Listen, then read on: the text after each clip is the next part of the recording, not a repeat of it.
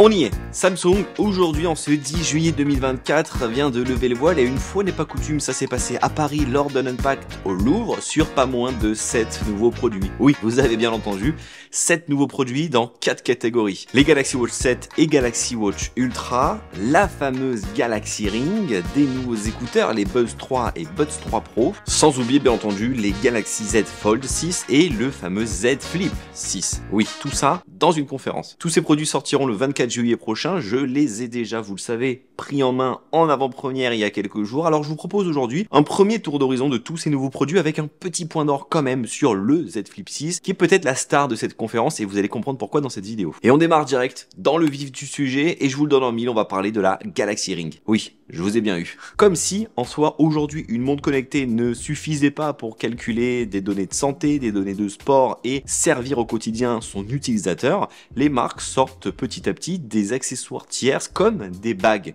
connectées plus précisément, et c'est le tour de Samsung de s'y lancer avec sa Galaxy Ring, qui, je vous le donne en mille, prend l'ADN d'une bague dans 3 coloris, argent, gold ou noir, dans 9 tailles différentes et dans un matériau du titane. L'intérêt de cette fameuse Galaxy Ring, c'est d'être non intrusif, c'est-à-dire de ne pas avoir d'écran, de ne pas vibrer et simplement de le porter au quotidien sans l'enlever pendant 7 jours. Là où une montre connectée, ça a un écran, ça sonne, ça fait du bruit, donc la batterie ne tient pas plus d'une journée et il y a des moments quand même où du coup, il y a 0 données qui sont captées. Ici, grâce à cette Galaxy Ring qu'on portera au doigt que l'on souhaite, on pourra directement avoir des données peut-être qui n'avaient jamais été captées auparavant, quand on dort, quand on se douche, quand on fait du sport et je ne sais quoi, finalement 7 jours non-stop sur son doigt, ça permet de calculer quand même beaucoup de choses. Il y a des capteurs optiques, d'accéléromètre, de température à l'intérieur qui permettront de donner un constat assez précis justement de notre quotidien et d'avoir tous les matins un petit résumé de notre état de santé physique avec le score d'énergie que Samsung va proposer via son application Galaxy Health. Parce que oui, comme il n'y a pas d'écran sur cette Galaxy Ring, il faudra obligatoirement, pour avoir des données, au bout de quelques jours, aller dans son application pour le savoir. Mais une application uniquement disponible sous Android. Si vous avez un iPhone et que vous voulez une Galaxy Ring,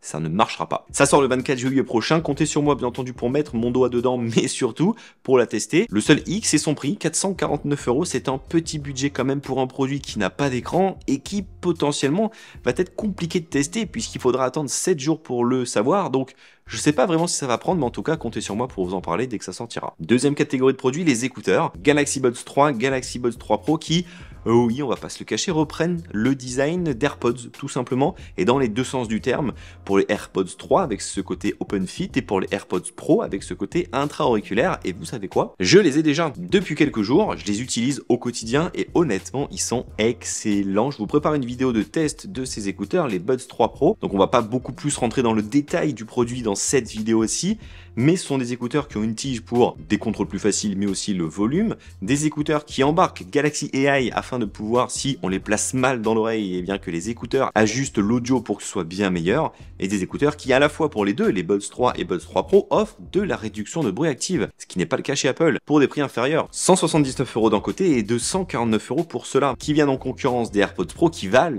299 €. Mais on en reparle très bientôt. D'autres produits, les montres connectées n'ont pas été mises à l'amende, puisque oui, il y a eu la Galaxy Watch 7 qui est dans la droite lignée de la Galaxy Watch 6, mais surtout la Galaxy Watch Ultra qui encore une fois vient en concurrence avec quoi, je vous le donne en mille, l'Apple Watch Ultra, à la fois avec son nom bien entendu, aussi son format un peu plus carré, son matériau, le titane, son bouton d'action, mais aussi son bracelet qui ressemble quand même comme 2 gouttes d'eau à celui d'Apple. Mais blague à part, c'est une montre qui est vraiment belle, je l'ai prise en main, je l'ai essayée, je l'ai un peu testée, elle est super jolie, elle est très bien finie, et ce contraste un peu d'écran circulaire 47 mm et boîtier un peu plus carré est vraiment beau. L'écran est ultra lumineux, 2700 nits, étanche à 10 ATM, c'est du titane, c'est ultra cool, et bref, j'ai hâte de remettre la main dessus, de la tester à mon poignet, de vous faire un retour complet en vidéo dans les prochains jours, prochaines semaines. Alors encore une fois, n'hésitez pas à vous abonner si vous êtes intéressé. Point positif quand même dans l'histoire, c'est son prix, 699 €, c'est 200 € de moins qu'une Apple Watch Ultra, qui normalement pour cette Galaxy Watch fait plus qu'une Apple Watch Ultra. Et donc, on rentre enfin dans le vif du sujet des nouveaux smartphones, à commencer par le Galaxy Z Fold 6, le gros format qui avait été inauguré en 2019. Il se voit évoluer d'une très très bonne façon, c'est-à-dire qu'il baisse en poids, il baisse en taille, il s'étend un peu,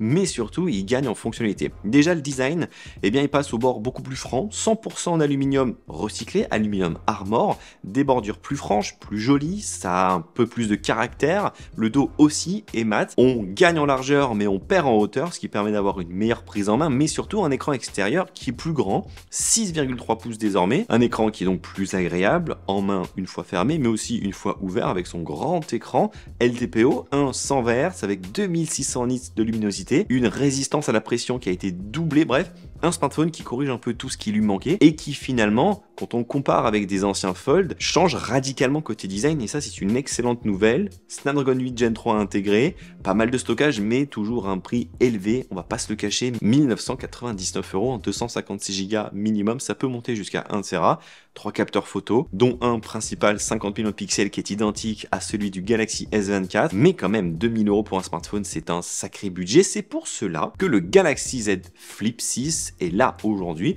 et c'est un peu la star pour moi, y compris de la vidéo et y compris de la conférence, parce qu'il vaut beaucoup moins cher en soi. 1199 € en 256 Go également pour un format qui est plus petit, qui est plus pratique, plus polyvalent et surtout qui a des nouveautés vraiment intéressantes. Déjà le design, il se copie un peu avec le Z Fold 6 avec ses bordures plus franches en aluminium, 100% mat, le dos également est mat. On retrouve aussi ce coloris sur la bague des appareils photo qui permet de matcher un peu ça et ça c'est pour le fashion, c'est super cool. On va retrouver toujours support USB-C, des haut-parleurs stéréo, un écran extérieur de 3,4 pouces qui ne change pas, il aurait pu être plus grand mais il ne change pas, mais on va avoir des petites possibilités en plus grâce bien entendu à l'intégration aussi de Galaxy AI. Par exemple pour des réponses de SMS, on n'aura plus juste 3 petites phrases bateau, mais des réponses qui auront analysé les précédents messages des conversations pour avoir un contexte, et ça c'est intéressant. Et quand on ouvre toujours cet écran de 6,7 pouces avec une résistance qui a été revue sur la pression, une pliure qui je trouve est moins présente que les générations précédentes, un écran qui est toujours d'extrêmement bonne qualité avec un Snapdragon 8 Gen 3 intégré avec 256 ou 512 Go de stockage interne, IP48 donc un peu plus étanche que les générations précédentes, tout comme le Z Fold 6, des capteurs photo qui évoluent en tout cas pour le principal, le grand angle qui passe lui aussi à 50 mégapixels afin de coller au S24, S24 Plus mais aussi au Z Fold 6, ça c'est cool, ce qui permet en plus de ça d'avoir enfin un zoom de qualité optique qui fait son apparition dans le Z Flip 6 qui n'était pas jusqu'à présent puisqu'on avait juste